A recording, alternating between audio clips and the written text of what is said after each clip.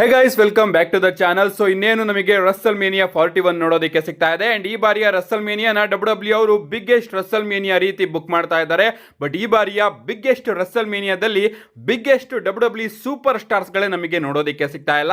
So ಯಾವ biggest super stars ಗಳು ನಮಗೆ ಈ ಬಾರಿಯ ರಸಲ್ ಮೇನಿಯಾದಲ್ಲಿ ನೋಡೋದಕ್ಕೆ ಸಿಗ್ತಾ ಇಲ್ಲ ಅಂತ ಸ್ವಲ್ಪ ನಾವು ಗಮನಿಸೋದಾದ್ರೆ, ಮೊದಲನೇದಾಗಿ ನಮ್ಮ ಕೆವಿನ್ ಓಯನ್ಸ್ ಅವರು, ನಿಮಗೆ ಗೊತ್ತಿರಬಹುದು ಅಫಿಷಿಯಲ್ ಆಗಿ ಮ್ಯಾಚ್ ಕೂಡ ಅನೌನ್ಸ್ ಆಗಿತ್ತು ಗುರು.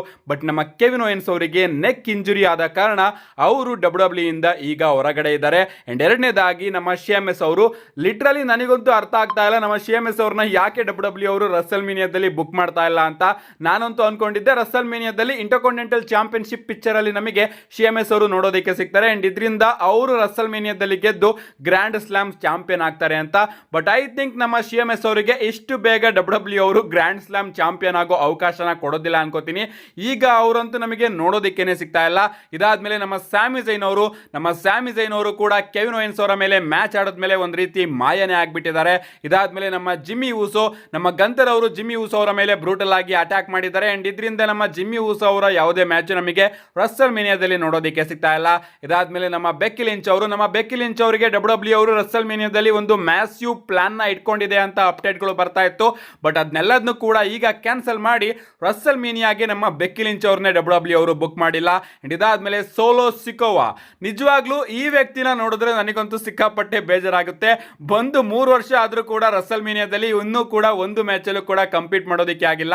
ಬಟ್ ಅವರ ಬ್ರದರ್ ಜಾಕೋ ಫಾಟು ಬಂದು ಒಂದೇ ಒಂದು ವರ್ಷಕ್ಕೆ ಯುನೈಟೆಡ್ ಸ್ಟೇಟ್ ಚಾಂಪಿಯನ್ಶಿಪ್ ಗೆ ಚಾಲೆಂಜ್ ಮಾಡ್ತಾ ಇದ್ದಾರೆ, ಅದು ಕೂಡ ರಸಲ್ ಮೇನಿಯಾದಲ್ಲಿ. ಇದಾದ್ಮೇಲೆ ನಮ್ಮ ಅಲೆಕ್ಸಾ ಬ್ಲೆಸ್, ಅಂಕಲ್ ಹೌಡಿ ಅವರು, ಇವರಿಬ್ರು ಕೂಡ ನಮಗೆ ಪ್ರಾಬಬ್ಲಿ ರಸಲ್ ಮೇನಿಯಾದಲ್ಲಿ ನೋಡೋದಕ್ಕೆ ಸಿಗೋದಿಲ್ಲ ಅನ್ಕೋತೀನಿ. ಅಪ್ಡೇಟ್ಗಳು ಬರ್ತಾ ಇತ್ತು ನಮ್ಮ ಅಂಕಲ್ ಹೌಡಿ ಅವರಿಗೆ ಇಂಜುರಿ ಆಗಿದೆ. ಅಂಡ್ ಈಗ ಇವರು ಕ್ಲಿಯರ್ ಆಗಿದ್ದಾರೆ. ಡಬ್ಲ್ಯೂ ಅವರು ಅಂಕಲ್ ಹೌಡಿ ಅವರನ್ನ ಮತ್ತೊಮ್ಮೆ ಎಸ್ಟಾಬ್ಲಿಷ್ ಮಾಡ್ತಾರೆ.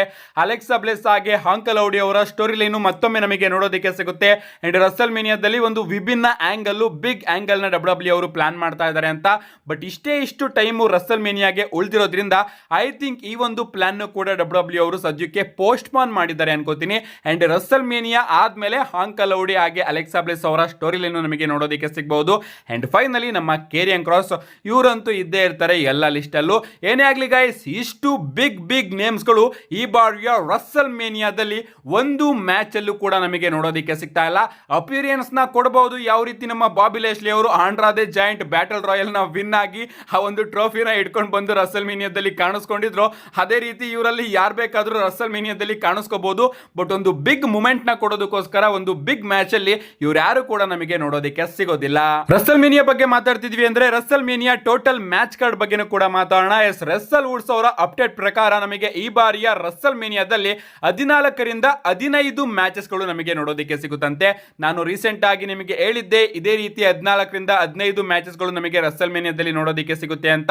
ಅಂಡ್ ಅದೇ ರೀತಿ ನಮ್ಮ ರಸಲ್ ವುಡ್ಸ್ ಅವರು ಕೂಡ ಅಪ್ಡೇಟ್ ನ ಕೊಟ್ಟಿದ್ದಾರೆ. ಅಂಡ್ ಇದ್ರ ಪ್ರಕಾರ ಡಬ್ಲ್ಯೂ ಅವರು ನೈಟ್ 1 ನಲ್ಲಿ 8 ಮ್ಯಾಚಸ್ ಗಳನ್ನ, ಹಾಗೆ ನೈಟ್ 2 ಅಲ್ಲಿ 7 ಮ್ಯಾಚಸ್ ಗಳನ್ನ ಪ್ಲಾನ್ ಮಾಡ್ತಾ ಇದ್ದಾರಂತೆ ಈ ಬಾರಿಯ ರಸಲ್ ಮೇನಿಯಾಗೆ. ಇದಕ್ಕೆ ಮೈನ್ ರೀಸನ್ ನಿಮಗೆ ಗೊತ್ತಿರಬಹುದು, ರಸಲ್ ಮೇನಿಯಾ ನೈಟ್ 2 ನ ಡಬ್ಲ್ಯೂ ಅವರು ಜಾಸ್ತಿ ಫೋಕಸ್ ಮಾಡ್ತಾರೆ. ಅಲ್ಲಿ ಜಾಸ್ತಿ ವಿಚಾರಗಳನ್ನ ಆಡ್ ಮಾಡೋದಕ್ಕೆ ಅವರು ಇಷ್ಟಪಡೋದ್ರಿಂದ ಅಲ್ಲಿ ಜಾಸ್ತಿ ಮೂಮೆಂಟ್ ಗಳನ್ನ ಕೊಡಬೇಕಾಗುತ್ತೆ. ಅಂಡ್ ಅದಕ್ಕೋಸ್ಕರ ರಸಲ್ ಮೇನಿಯಾ ನೈಟ್ 1 ಗೆ ಹೋಲಿಸ್ಕೊಂಡ್ರೆ ನೈಟ್ 2 ಅಲ್ಲಿ ಮ್ಯಾಚಸ್ ಗಳು ಯಾವಾಗಲೂ ಕೂಡ ಕಮ್ಮಿ ಇರುತ್ತೆ. ಅಂಡ್ ಅದೇ ರೀತಿ ಸೇಮ್ ವಿಚಾರ ನಮಗೆ ಈ ಬಾರಿಯ ರಸಲ್ ಮೇನಿಯಾದಲ್ಲೂ ಕೂಡ ನೋಡೋದಕ್ಕೆ ಸಿಗುತ್ತೆ. ನೆಕ್ಸ್ಟ್ ಅಪ್ಡೇಟ್ ಕಡೆ ಬರೋದಾದ್ರೆ ಇದಿರ್ತಕ್ಕಂಥದ್ದು ಹಾಲ್ ಆಫ್ ಫೇಮ್ 2025 ಬಗ್ಗೆ. ಡಬ್ಲ್ಯೂ ಅವರು ಹಾಲ್ ಆಫ್ ಫೇಮ್ ಗೆ ಬರೀ 3 ಜನನ್ನ ಅನೌನ್ಸ್ ಮಾಡಿ ಮರ್ತ್ಕೋಬಿಟ್ಟಿದ್ರು ಅನ್ಕೋತೀನಿ, ಹಾಲ್ ಆಫ್ ಫೇಮ್ ಕೂಡ ಆಗ್ತಾ ಇದೆ ಅಂತ. ಅಂಡ್ ಈಗ ಮತ್ತೊಮ್ಮೆ ನೆನಪಾಗಿದೆ ಅನ್ಸುತ್ತೆ, ಯಾಕಂದ್ರೆ ಸಡನ್ ಆಗಿ ಡಬ್ಲ್ಯೂ ಅವರು ಇನ್ನ 3 ನೇಮ್ ನ ಕನ್ಸಿಡರ್ ಮಾಡಿದ್ದಾರೆ ಈ ಬಾರಿಯ ಹಾಲ್ ಆಫ್ ಫೇಮ್ ಗೆ. ಮೊದಲನೇದಾಗಿ ನಮ್ಮ ಕಮಾಲಾ ಅವರು, ಎರಡನೇದಾಗಿ ಡೋರಿ ಫಂಕ್ SR ಅವರು, ಅಂಡ್ ಮೂರನೇದಾಗಿ ಐವಾನ್ ಕೊಲೋಫ್ ಅವರು. ಸೊ ಈ 3 ಜನನ್ನ ಡಬ್ಲ್ಯೂ ಅವರು ಅಫಿಷಿಯಲ್ ಆಗಿ ಈ ಬಾರಿಯ ಹಾಲ್ ಆಫ್ ಫೇಮ್ ಗೆ ಇಂಡೆಕ್ಟ್ ಮಾಡಿದ್ದಾರೆ. ನಿಜವಾಗ್ಲೂ ಗೈಸ್ ಮರ್ತಿದ್ದಾರೆ ಅನ್ಕೋತೀನಿ, 3 ಜನನ್ನ ಇಂಡೆಕ್ಟ್ ಮಾಡ್ಬಿಟ್ಟು ಈ ಬಾರಿಯ ಹಾಲ್ ಆಫ್ ಫೇಮ್ ಕೂಡ ನೋಡೋದಕ್ಕೆ ಸಿಗ್ತಾ ಇದೆ ಅಂತ. ಅದಕ್ಕೋಸ್ಕರ ಇಷ್ಟು ದಿನ ಸುಮ್ಮನೆ ಇದ್ದು ಸಡನ್ ಆಗಿ ರಾತ್ರಿ 3 ನೇಮ್ಸ್ ಗಳನ್ನು ಕೂಡ ಅಫಿಷಿಯಲ್ ಆಗಿ ಇಂಡೆಕ್ಟ್ ಮಾಡಿದ್ದಾರೆ. ಸೊ ಟೋಟಲ್ ಆಗಿ 6 ಜನ ಈ ಬಾರಿಯ ಹಾಲ್ ಆಫ್ ಫೇಮ್ ಗೆ ಇಂಡೆಕ್ಟ್ ಆಗಿದ್ದಾರೆ, ಇನ್ಕ್ಲೂಡಿಂಗ್ ಟ್ರಿಪಲ್ ಎಚ್. ಅವರೇ ಈ ಬಾರಿಯ main hall of fame induct. And ಇದ್ರ ಜೊತೆಗೆ ನಮಗೊಂದು ಮ್ಯಾಚ್ ಕೂಡ ಈ ಬಾರಿಯ ಹಾಲ್ ಆಫ್ ಫೇಮ್ ಅಲ್ಲಿ ಇಂಡೆಕ್ಟ್ ಆಗಿರೋದು ನೋಡೋದಕ್ಕೆ ಸಿಗ್ತಾ ಇದೆ. ನೆಕ್ಸ್ಟ್ ಅಪ್ಡೇಟ್ ಕಡೆ ಬರೋದಾದ್ರೆ ಇದಿರ್ತಕ್ಕಂಥದ್ದು ನಮ್ಮ ಡೊಮಿನಿಕ್ ಮಿಸ್ಟೀರಿಯೋ ಅವರ ಬಗ್ಗೆ. ನಿಮಗೆ ಗೊತ್ತಿರಬಹುದು ನಮ್ಮ ಡೊಮಿನಿಕ್ ಮಿಸ್ಟೀರಿಯೋ ಅವರು ರಸಲ್ ಮೇನಿಯಾದಲ್ಲಿ ಇಂಟರ್ಕಾಂಟಿನೆಂಟಲ್ ಚಾಂಪಿಯನ್ಶಿಪ್ ಗೆ ಒಂದು ಫ್ಯಾಟಲ್ 4-ವೇ ಮ್ಯಾಚ್ ಅಲ್ಲಿ ಕಂಪೀಟ್ ಮಾಡೋದಕ್ಕೆ ಹೋಗ್ತಾ ಇದ್ದಾರೆ against Bron Breakker, Finn Balor ಹಾಗೆ ಪ್ಯಾಂಟಾ ಅವರ ನಡುವೆ. ಅಂಡ್ ಈ ಒಂದು ಫ್ಯಾಟಲ್ 4-ವೇ ಮ್ಯಾಚ್ ಅಲ್ಲಿ ಗೈಸ್ ನಮ್ಮ ಡಾಮಿನಿಕ್ ಮಿಸ್ಟೀರಿಯೋ ಅವರು ಗೆಲ್ಲೋ ಚಾನ್ಸಸ್ ಎಲ್ಲರಿಗಿಂತ ಜಾಸ್ತಿ ಕಾಣಿಸ್ತಾ ಇದೆ. ಯಾಕಂದ್ರೆ ಹಿಸ್ಟ್ರಿನ ನಾವು ಗಮನಿಸಿದ್ರೆ ನಮ್ಮ ಡಾಮಿನಿಕ್ ಮಿಸ್ಟೀರಿಯೋ ಅವರ ಫಾದರ್ ಆದಂತಹ ರೇ ಮಿಸ್ಟೀರಿಯೋ ಅವರು ಕೂಡ ರಸ್ಸಲ್ ಮೇನಿಯಾದಲ್ಲಿ ಇಂಟರ್ಕಾಂಟಿನೆಂಟಲ್ ಚಾಂಪಿಯನ್ಶಿಪ್ ನ ಈಗಾಗಲೇ ಗೆದ್ದಿದ್ದಾರೆ. ಸೊ ತನ್ನ ತಂದೆ ರೀತಿನೇ ನಮ್ಮ ಡಾಮಿನಿಕ್ ಮಿಸ್ಟೀರಿಯೋ ಅವರು ಕೂಡ ರಸ್ಸಲ್ ಮೇನಿಯಾ 41 ನಲ್ಲಿ ಇಂಟರ್ಕಾಂಟಿನೆಂಟಲ್ ಚಾಂಪಿಯನ್ಶಿಪ್ ನ ಗೆಲ್ಬಹುದು. ನಿಜವಾಗ್ಲೂ ಹೇಳ್ತೀನಿ, ಈ ಒಂದು ಫ್ಯಾಟಲ್ 4-ವೇ ಮ್ಯಾಚ್ ಅಲ್ಲಿ ಯಾರೇ ಚಾಂಪಿಯನ್ ಆದ್ರೂ ಕೂಡ ನನಗೇನು ಕೂಡ ತೊಂದರೆ ಇಲ್ಲ. ನಮ್ಮ ಬ್ರಾನ್ ಬ್ರೇಕರ್ ಅವರು ಕೂಡ ಈಗ ಚಾಂಪಿಯನ್ ಆಗಿ ಒಳ್ಳೆ ಕೆಲಸನ ಮಾಡ್ತಾ ಇದ್ದಾರೆ. ಅದೇನಾದ್ರೂ ಅವರು ರಿಟರ್ನ್ ಮಾಡ್ಕೊಂಡ್ರೆ ಓಕೆ ಗುರು, ಇನ್ ಸ್ವಲ್ಪ ದಿನ ಚಾಂಪಿಯನ್ ಆಗಿರ್ಲಿ ಅಂತ ಕೇಳ್ಕೊತೀನಿ. ನಮ್ಮ ಪ್ಯಾಂಟಾ ಅವ್ರು ಏನಾದ್ರೂ ಗೆದ್ರೆ ನ್ಯೂ ಸೂಪರ್ ಸ್ಟಾರ್ ಗೆ WWE ಅವರು ಅವಕಾಶ ಕೊಡ್ತಾ ಇದೆ, ಸೊ ಕೊಡ್ಲಿ ಅಂತ ಕೇಳ್ಕೊತೀನಿ.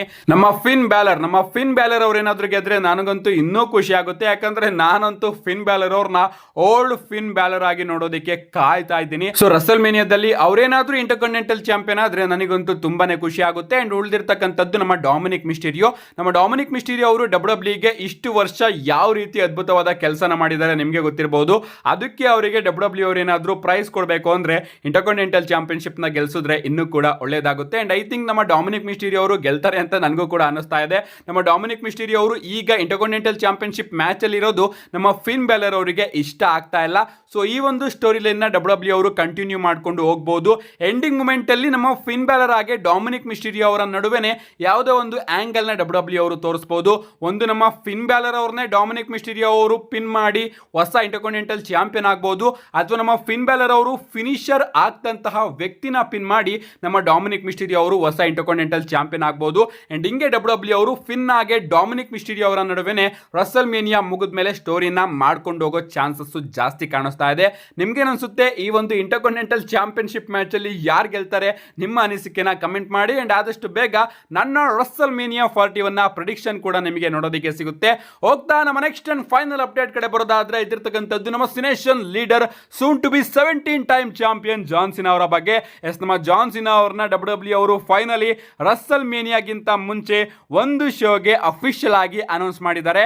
ನಮ್ಮ ಜಾನ್ ಸಿನಾ ಅವರು ನಮಗೆ ಸ್ಮ್ಯಾಕ್ ಡೌನ್ ನಲ್ಲಿ ನೋಡೋದಕ್ಕೆ ಸಿಗ್ತಾರೆ. ಈ ವಾರದ ಸ್ಮ್ಯಾಕ್ ಡೌನ್ ಅಲ್ಲ ಗೈಸ್, ಬದಲಿಗೆ ಮುಂದಿನ ವಾರದ SmackDown go home edition for ರಸಲ್ ಮೇನಿಯಾಗೆ WWE ಅವರು ನಮ್ಮ ಜಾನ್ ಸಿನಾ ಅವರನ್ನ ಅಫಿಷಿಯಲ್ ಆಗಿ ಅನೌನ್ಸ್ ಮಾಡಿದ್ದಾರೆ. ಬರೀ ಜಾನ್ ಸಿನಾ ಅವರು ಮಾತ್ರ ಅಲ್ಲ ಗೈಸ್, ನಮ್ಮ ಕೋಡಿ ರೋಡ್ಸ್ ಅವರು ಕೂಡ ಆ ಒಂದು ಸ್ಮ್ಯಾಕ್ ಡೌನ್ ಎಪಿಸೋಡ್ ಅಲ್ಲಿ ನಮಗೆ ನೋಡೋದಕ್ಕೆ ಸಿಗ್ತಾರೆ. ಜಾನ್ ಸಿನಾ ಹಾಗೆ ಕೋಡಿ ರೋಡ್ಸ್ ಅವರ ನಡುವೆ ಒಂದು ಫೇಸ್ ಆಫ್ ನೋಡೋದಕ್ಕೆ ಸಿಗ್ತಾ ಇದೆ. ಅಂಡ್ ನಾನು ಎಕ್ಸ್ಪೆಕ್ಟ್ ಮಾಡ್ತೀನಿ ಅಲ್ಲಿ ನಮ್ಮ ಫೈನಲ್ ಬಾಸ್ ರಾಕ್ ಅವರು ಕೂಡ ನೋಡೋದಕ್ಕೆ ಸಿಗಬೇಕು ಅಂತ. ಯಾಕಂದ್ರೆ ರಾಕ್ ಅವ್ರು ಏನಾದ್ರು ಅಲ್ಲಿ ನೋಡೋದಕ್ಕೆ ಸಿಗ್ಲಿಲ್ಲ ಅಂದ್ರೆ ಎಲಿಮಿನೇಷನ್ ಚೇಂಬರ್ ಅಲ್ಲಿ ಅವರು ಬಂದಿದ್ದಕ್ಕೆ ಅರ್ಥನೇ ಇರೋದಿಲ್ಲ. ಸೊ ರಸಲ್ ಮೇನಿಯಾಗೆ ಬರೋದಕ್ಕಿಂತ ಮುಂಚೆ ಅವರು ಯಾವ್ದಾದ್ರು ಒಂದು ಶೋಗೆ ಬಂದ್ರೆ ಇನ್ನೂ ಕೂಡ ರಸಲ್ ಮೇನಿಯಾಗೆ ಹೈಪ್ ಜಾಸ್ತಿ ಆಗುತ್ತೆ.